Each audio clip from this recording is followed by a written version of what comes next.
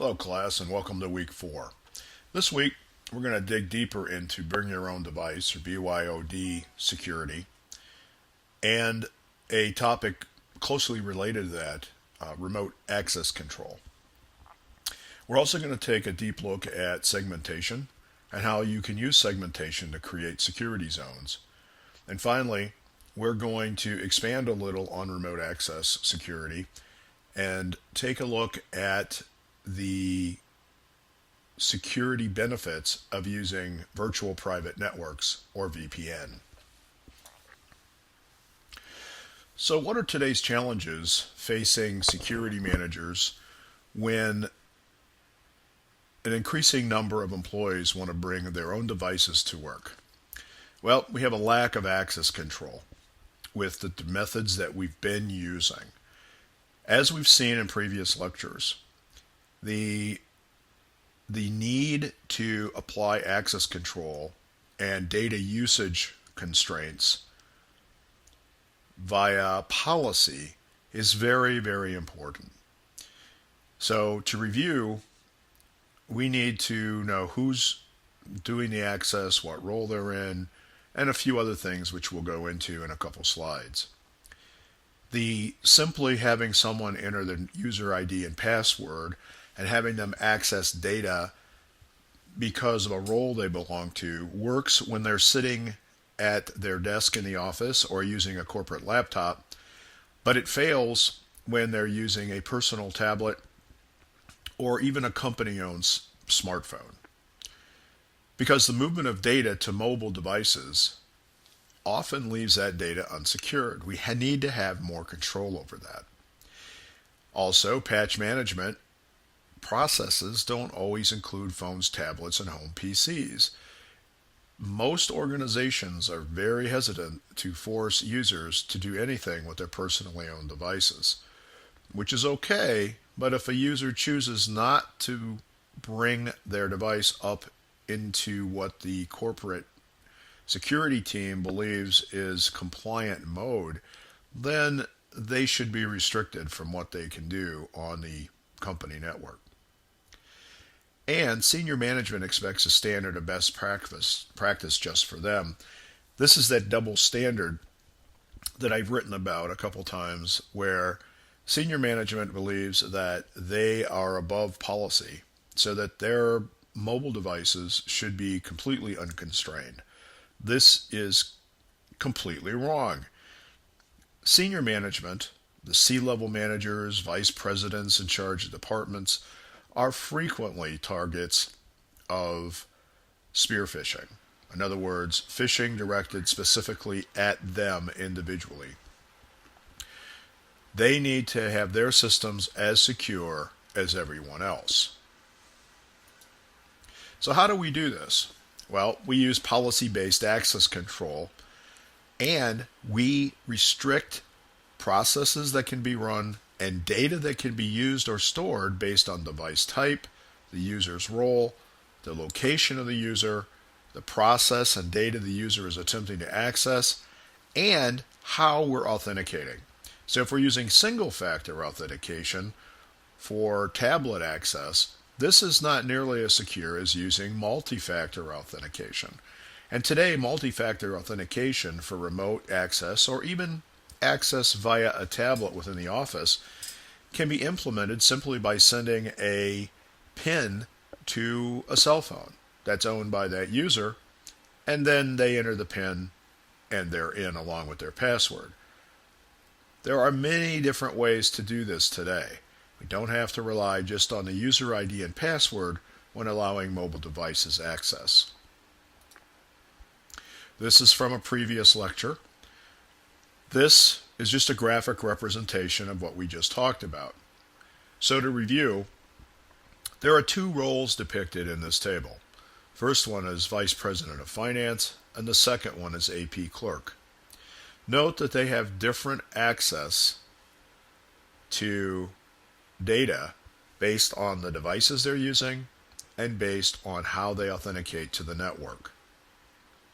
Notice also that the AP clerk using a smartphone has no access to the financial application or to files and folders. This is not based on anything other than the fact that it's an employee-owned device connecting from an external network.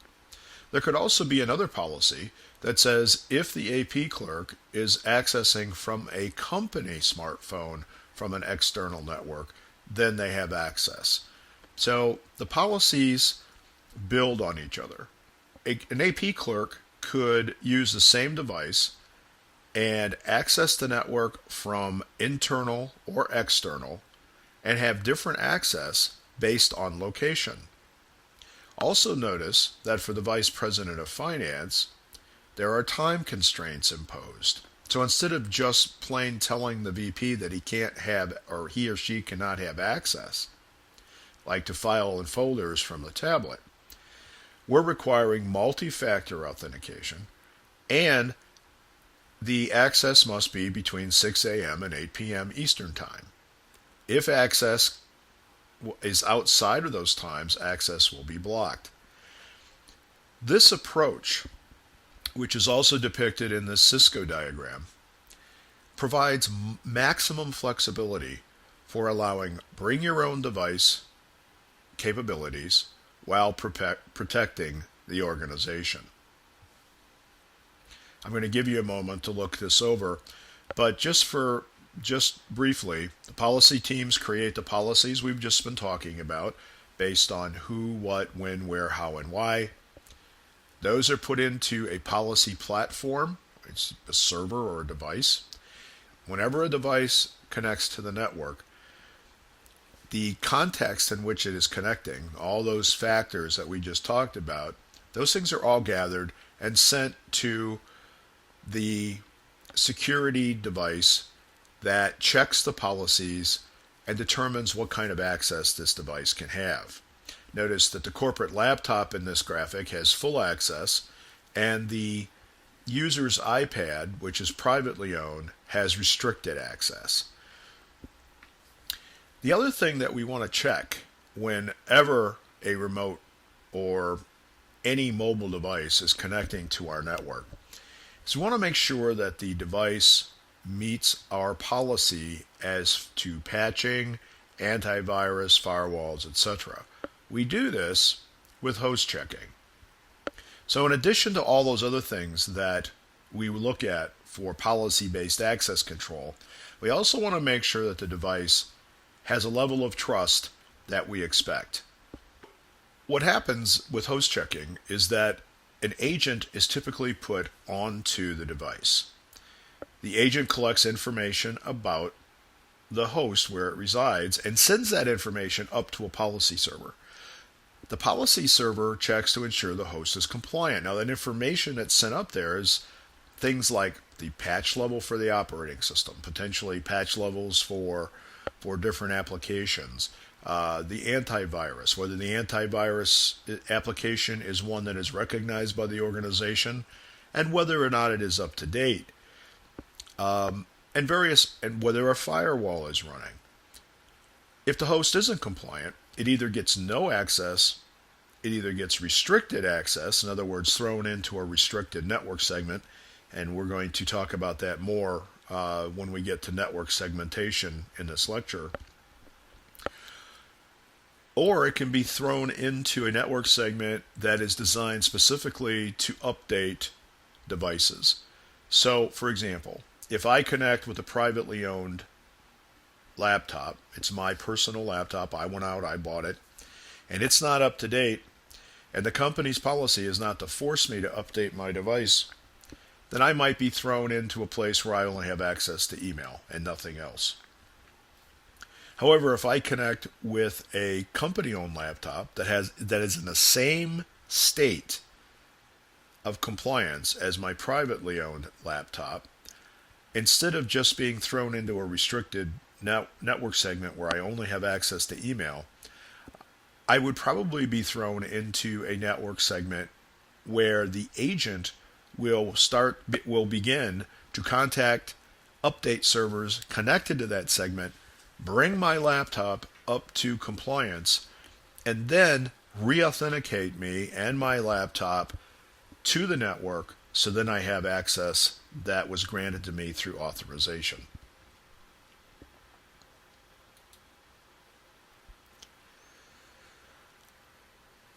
So how do we do this? Well, policies, host checking, it's got to be flexible. We have to be able to allow a broad collection of devices to connect to our network. But it also must be secure. Just because managers are pushing for BYOD does not mean that we're going to just start throwing our data all over the web. It also has to be compatible with anytime, anywhere access. The whole value of BYOD, as seen by business managers, is that their employees and them can access data and applications no matter where they are and no matter what time of day it is. The 8 to 5 in the office is great, but in many, many cases, employees are staying home with family, sick kids, they go on vacation. Even vacations today, employees who are critical or key to certain processes are often called because there's a breakdown in the process and things need to be resolved. It's always a lot easier for them to be able to connect and take care of those problems. A salesperson or a support person at a customer site needs to be able to access data back in the data center. It can either be with a laptop or a tablet. And tablets are increasing as the mobile device of choice over the use of a laptop. And this all needs to be budget friendly. So we can't break the bank implementing BYOD. However, I believe that in many, many cases, in many organizations, when you perform a cost-benefit analysis and you're using the right, reasonable, and appropriate approach to policy management for your organization, you'll be able to make a cost justification for it. So now let's talk about segmentation. Network segmentation allows us to break a network up into pieces. By breaking it into pieces, we don't have to worry so much about a device that's not supposed to have access to a server getting to that server. In fact, it can't even see the server if it's not supposed to have access to it. And with a segmented network, we can create security zones. And the security zone provides security for devices connected to that network segment based on the level of trust required. Remember from our previous lecture in week 3, what trust is the level of confidence that a device will operate as expected in its intended operational environment, enforcing confidentiality, integrity, and availability. So this is a flat network. When networks were first introduced to businesses, most networks looked like this. There is no segmentation. Everything just plugs into a switch, and every device on this network can potentially see every other device. That doesn't mean that the users on those devices or processes on those devices can access everything on any other device, but they can see them. What this means is, if I have an infected server, an owned server, and the attacker wants to use that as a launching platform to break into another server, they don't have to try very hard to get to that server. It's very easy to get to it. They just scan the network. Once they're on the server, then they can use all the tools at their disposal to try to crack into that server. What we want to do, however, is prevent them from even seeing that other server. There would be one more layer of security that they would have to crack through before they could get there. And we do that by typically setting up VLANs. A VLAN, a virtual local area network, is configured in a switch. The way it works is that each port is assigned to a VLAN. The packets passing through the switch all are tagged so that the switch and other switches connected to it know what VLAN the packet is supposed to be sent to. On top of the VLANs, you also have VLAN access control lists. These access control lists determine whether or not a packet coming through the switch, based on the conditions surrounding that packet, whether they're allowed to go to the destination VLAN. If not, they're dropped. In the OSI level, or OSI model, level 2, which is where a typical switch operates, you cannot get from one VLAN to the other. It's not possible. So if you're assigned to VLAN 1, you're only going to be able to see VLAN 1. You're not going to be able to see VLAN 2. However, if the switch is a layer 3 switch, which is where routers function, and you're able to route with your switch, then you can route between the VLANs, and you can implement layer 3 access control lists on those routing protocols to control what packets can pass between the VLANs. So, if I want to get, in this model, if I want to get from VLAN 1 to VLAN 2, my system has to be allowed to do that. I can tag a packet, I can send it up to the switch, but maybe the switch is saying that the IP address, that, or maybe it's saying that, but maybe the switch is saying that no device from VLAN 1 is allowed to go to VLAN 2 directly. So what situation might this be? Well, if I have a bunch of desktops accessing my data center, desktops should not have direct access into my database servers. Under no circumstances should that happen unless it's from a DBA, a database administrator VLAN. The only thing that should be able to access VLAN 2 should be a server. So you notice we have a server on port 5 in VLAN 1. If a workstation went to that server and then via the server up to the switch access the data, that would be allowed. But what the switch is seeing is the server sending packets up and not the workstation. The ideal situation would be to put the application server at the bottom of VLAN 1 in its own VLAN for application servers, and then put all the database servers in VLAN 2, so that the workstations in VLAN 1 would have access to the application servers would have access to VLAN 2. This is just one way to set it up.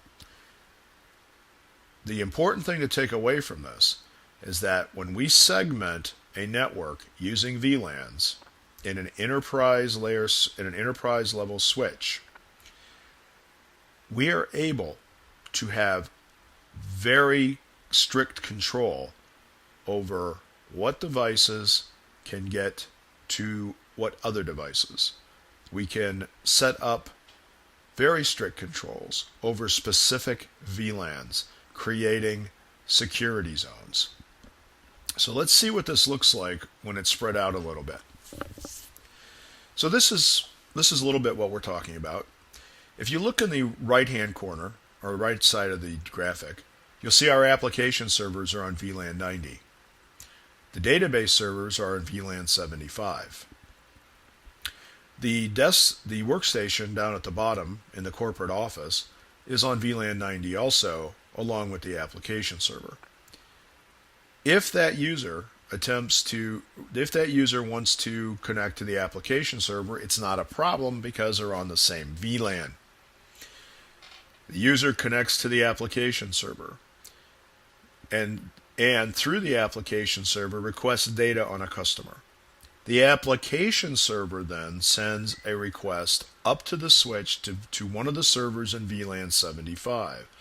Because it's coming from an application server, the packets are allowed to go to VLAN 75. However, that workstation will never be able to go to VLAN 75 because access control lists at level 3 will never route that traffic over to the database servers.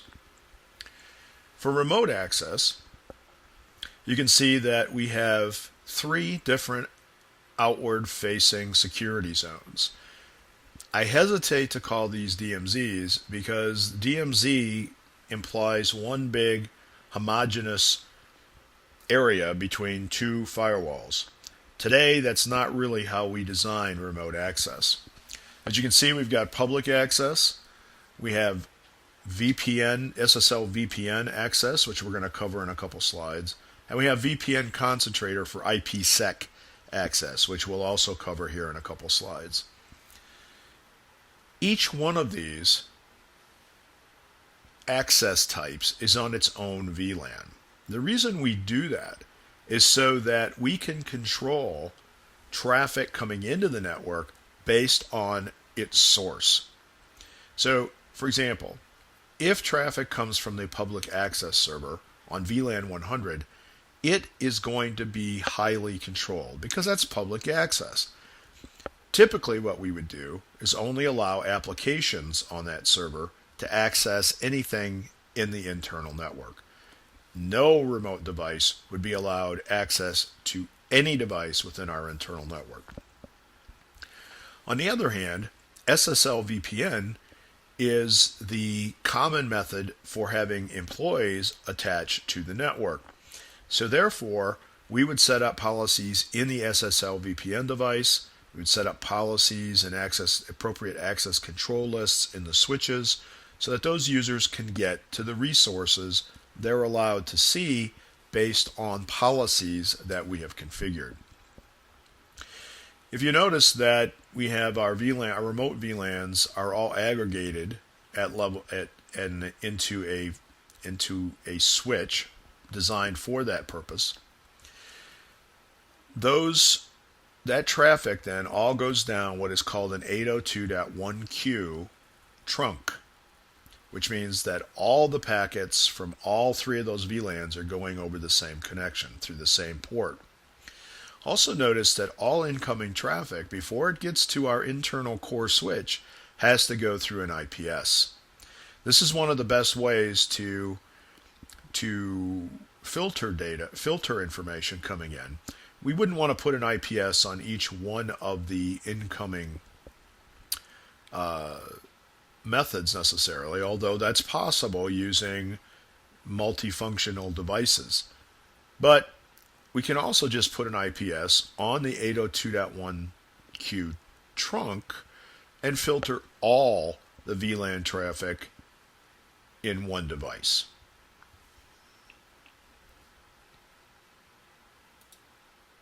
So let's talk about what a security zone is.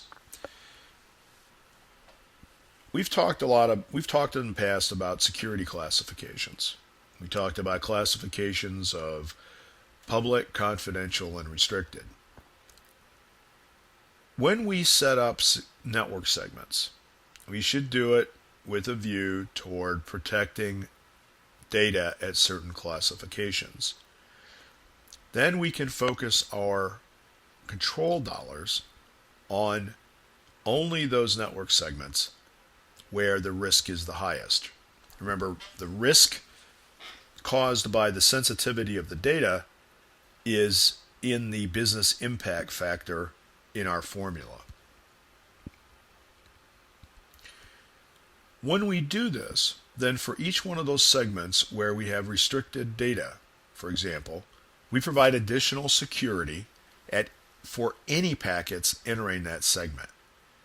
That helps to reduce the attack surface for that segment. And it strengthens the trust because only traffic that's supposed to go into that segment is actually going in there.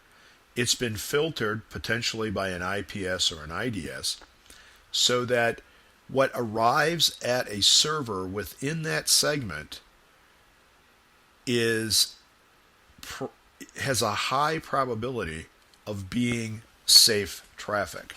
It's not 100%, but it's a much higher probability than if we did not establish a security zone.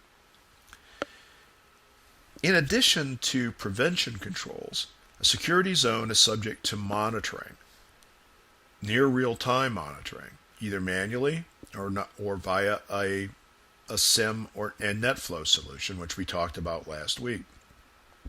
One thing to remember is a network segment is not a security zone unless it's configured like one. Just throwing a network segment up and making it like all the others does not create a security zone.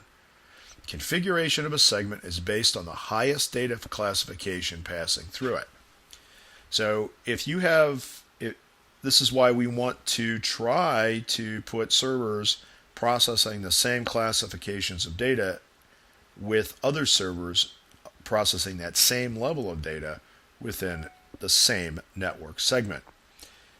Because if we put two servers that process public data in a network segment that processes restricted data, then the network segment, when we create a security zone, has to be protected at a level that is commensurate with restricted data protection. In addition to that, any device put into that segment has to have a strongly restricted attack surface. It isn't necessary to do that with public access servers. So putting them into that network segment causes more work, and if those servers are not brought up to the same level of trust as the restricted data servers, they present a security and a greater security vulnerability for the segment overall. Because if a server on a network segment is compromised, it can act as a launching platform for attacks against other devices within that segment. We do not want that to happen. So here is a graphic that I showed last week. This shows a very basic security zone, and it's segment B. Notice that we have put the financial server in segment B. We probably would not put our workstations there. Our workstations would be on a separate segment. But what you need to take away from this graphic is that the access to that segment is through another IPS. It could also be an IPS/firewall device. The firewall could block all traffic unless it's coming from the floor where the financial employees work, which is one of the ways that I've done it in the past. So if somebody from HR is trying to get into segment B, they're going to be dropped. There's no way that those packets are going to get into where the financial server resides. So let's talk about remote connection methods. There are three that we're going to address. PSTN is not used much anymore. That's public switch telephone network. Point-to-point with T carriers is still used. It's expensive, depending on how far you carry the traffic, and we're going to talk about that a little bit. And then we're going to talk about probably the most popular way to connect systems, and that's via VPN. And remember, we're focusing on remote connectivity here, not so much on organization-to-organization connectivity. So in a public switch network, which in the past, from your home, also was public switched, where you took a modem and you dialed in to into a service, and from that service you were allowed into the internet. It's also a way to connect facilities. And the last really popular way of doing this involved frame relay, where the devices would all connect, not dial in, but they would connect to a public switch network, and they would have a path through that network, which is just a bunch of switches with a phone company or a long haul carrier. A path would be created to get them from one point to another. That point could be permanent, or it might be set up when the connection is initially established and is dropped when the connection on one of the ends is dropped. This was a decent way to connect. It was less expensive than point-to-point connections, but it was much more expensive than just using the internet. This is a point-to-point connection. A T carrier is a T1 or a T3. We still connect our businesses to the internet via a T carrier. However, connecting two facilities directly with a T carrier is very, very expensive, unless the two facilities are close together. This is very secure because nobody else has access to it. No one else can get to your traffic that's on this dedicated circuit. Dropping back a slide, in frame relay, one of the problems that arose was that data traveling between switches in the public switch network was not really secure. Organizations did not really think about it in those days. They could have set up encrypted pathways between their devices, between one endpoint and another, but it was never done because it just wasn't, again, it wasn't thought about. And two, public switch networking through frame relay had issues when you started to encrypt packets. So it wasn't a popular method of protecting data. Again, here's another graphic showing public switch telephone networks where you have remote users dialing into the phone company and then getting access to a LAN remotely. Anybody who's ever done this knows it's extremely slow, and today's applications would never survive on this type of connection. But this is where we came from. And so, since we still have T carriers coming into our organizations, which is how an organization connects to the internet typically, I want to take a look at T carrier security. So the T carrier, the cable, comes in from the central office and is connected to a demarc or demarcation point. The demarc is the point at which the carrier, the phone company, gives up responsibility for managing the circuit. From the demarc, then we run a cable from the demarc to a router.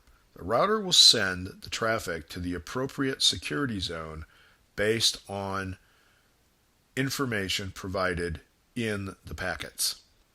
The security zone is separated from the router and the demarc by a firewall. The firewall is going to provide the first line of defense to ensure that anything coming over the T carrier that isn't supposed to reach the security zone is dropped.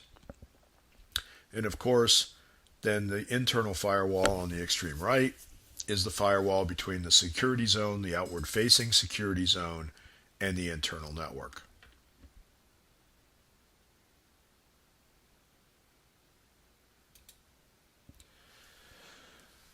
So let's talk about virtual private networks.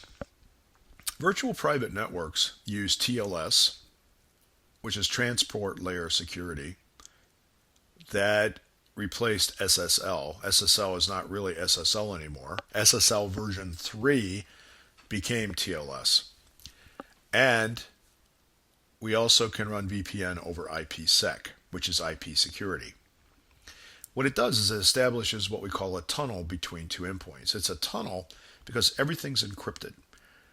The only thing that an attacker standing between the two endpoints would be able to see would be garbled data. A VPN session uses symmetric encryption, which means that there's a key on each end that's the same, that's shared by the two endpoints. That key is established when the session is established, and it is shared using asymmetric encryption.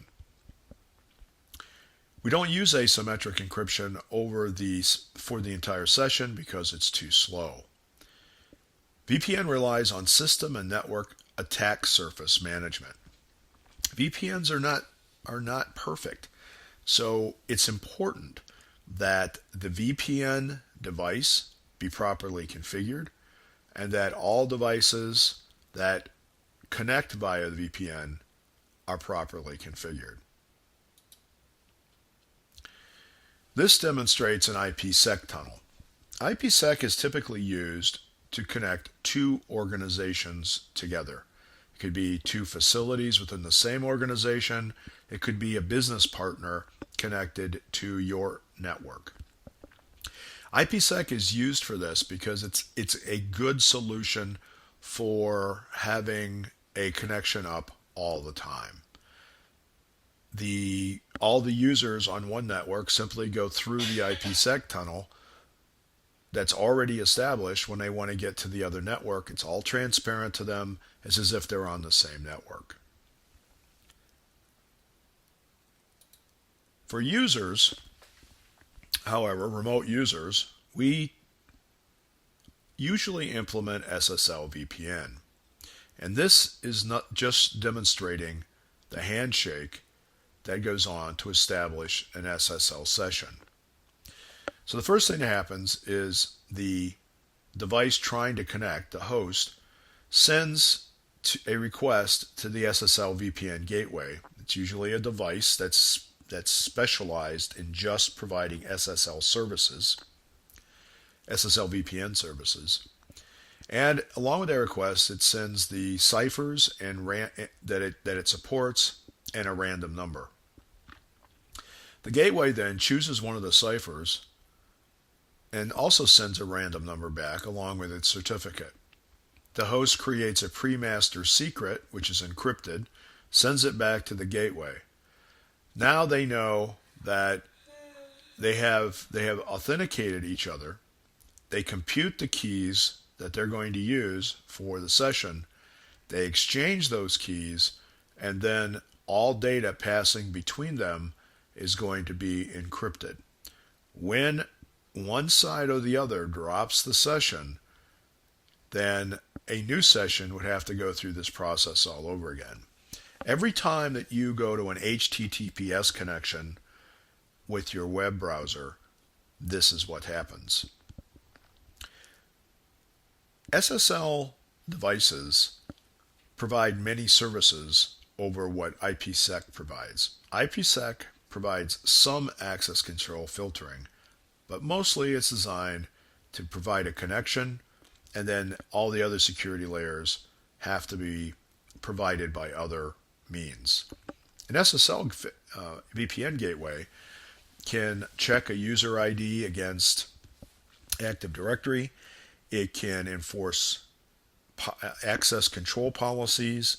It can provide desktops to users based on groups that they belong to, which of course should be based on roles, so that the only applications they can access internally would be those that show up on the desktop provided by the SSL VPN.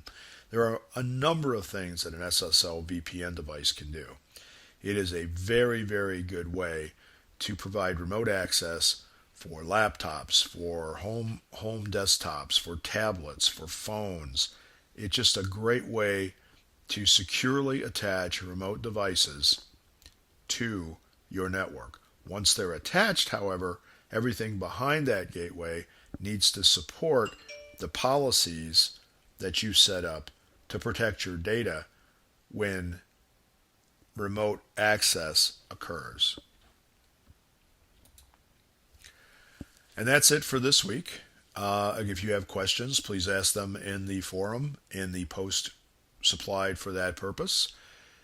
and I hope you have a great week.